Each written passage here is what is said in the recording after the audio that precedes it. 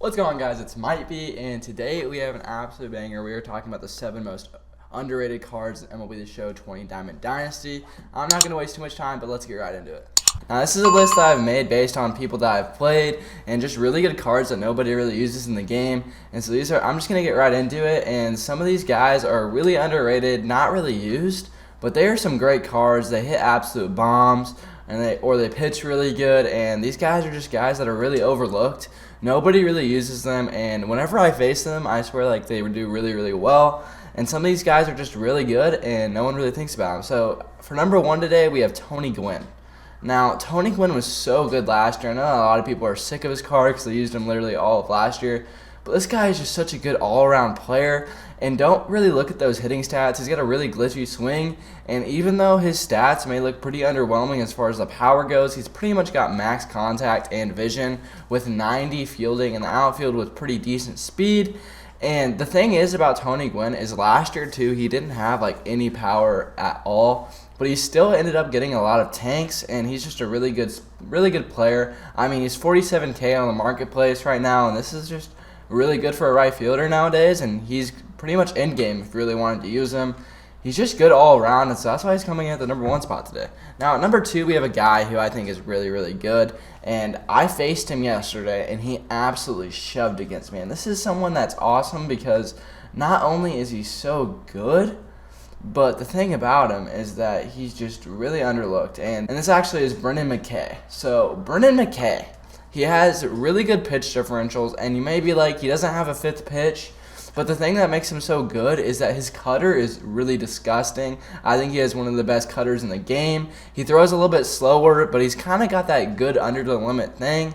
His curveball and changeup, although they are the same speeds pretty much, they end up looking a lot different out of the hand. And so that's why his pitch differentials, I mean, they may not look greatest off of the chart, but he's really good. And the thing about this guy is he can two-way. He's got 89 contact right, 92 power right, so he can absolutely hit the crap out of the baseball too. He's a lot like a better Ohtani, and he's just really good. I mean, he's got 84 fielding. He's just got really everything you need in a pitcher, and you can put him in honestly, you could put him in like the 7 spot too whenever you pitch him, because this guy, he absolutely rakes against righties, and you can actually rely on him at the plate to get some hits in some clutch situations, and that's why I just really like Brendan McKay. At number 3 today, we have a budget beast, and he's actually really insane, and not many people think about this guy, but it actually is Kenny Lofton. Now, I talked about him a little bit in my budget beast video because he is a budget beast, but he's also just a really underrated card. You can bunt cheese with this card, although I don't really recommend it, and he's got glitchy pop from both sides. And he's really just good across the board. 95 fielding, so you can stick him in a corner. If you have Mickey Mantle or someone, you can stick him in the corner. He's still going to have 90 fielding. He has a little bit of a noodle arm. That's the one thing about him, but he's got a little bit of a noodle arm. But he's got 98 speed, 99 steal. This guy's an absolute mammoth on the base paths. I think he's pretty much Ricky Henderson, maybe even a little bit better than Ricky Henderson. And the difference between him and Ricky Henderson is that Kenny Lofton is 30K. Ricky Henderson is a lot more expensive, 295K. Although you're not getting as much pop, you're getting better fielding, and I think he's really good. He's also a left-handed bat, and I just love people that are left-handed bats, and they play faster because they're from the left-handed batter's box, and that's why I just really like Kenny Lofton. He's just a really good player. At our next spot, we actually have Paul Konerko. Now, not a lot of people talk about Paul Konerko because he's not really used that much, but he's kind of – I'm not talking about Paul Monder, Paul Konerko. This guy has really good hitting stats, and I used him in BR the other day. Really good swing. Really good swing. And he's got a really good swing. He hits the crap out of the ball. His fielding's terrible, but so is Frank's. And he kind of rakes against lefties. If he's kind of a budget beast, too. For 25K, you can get this guy. Really cheap card, really good card, and he's just pretty amazing. And so if you want to get him, or honestly, Jose Abreu is really insane, too. Those are both 2 really good cards, and Jose Abreu is brand new, and so he's not really an underrated card, but he's also just a really good first baseman if you want to pick him up. For under 30K, these are really good first basemen, and they end up having pretty good pop both sides and pretty okay fielding. Not anything special, but you can't really ask for too much out of a card that's this cheap, and so that's why I think he's kind of a really underrated card. At our next spot, we have someone that is used actually a lot, that I face a lot, because he's got such a good swing. Some people don't know about him, but it's Dylan Carlson. Now, a lot of you guys like this card a lot, and he's just good all around. 90 fielding in left field. really good hitting stats. He's a switch hitter, which makes him absolutely insane. The guy absolutely rakes, hits absolute bombs. He's got really good secondaries. I wouldn't recommend it, but you could put him at first base, and you could put him at any other spot in the outfield.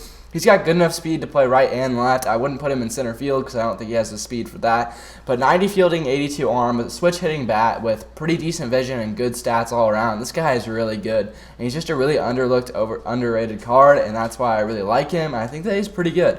At our next spot, we have a guy he was really hyped and talked about, but then nobody really used him after that, and that is going to be Matt Wieters. Now, Matt Wieters has 94 fielding with a 99 arm, which is absolutely necessary to have at your catcher position, as so many cards, so many speedsters. You'll absolutely be able to gun people out. He's a switch hitter. You might be like, his stats aren't absolutely amazing. He's got a really good swing. Hits the ball hard. I mean, I had him in BR once, didn't really do too hot with him, but he's a good card. Switch hitter, good pop from both sides, meets the threshold to where he will hit bombs on perfects, which is really necessary. He's got 117 contact left, which kind of just stands out to me, as he's just a really good card. He's underrated, and he's a good catcher, great defensive catcher for the price, under 30K. So he's just a really good guy, and I think that you guys should definitely pick him up. That and this new Travis card, oh my gosh, he actually looks really disgusting. But today, at our last spot, we have someone that nobody really used. I used this guy at the beginning of the year. Nobody else really used him, and it's going to be Minnie Minoso.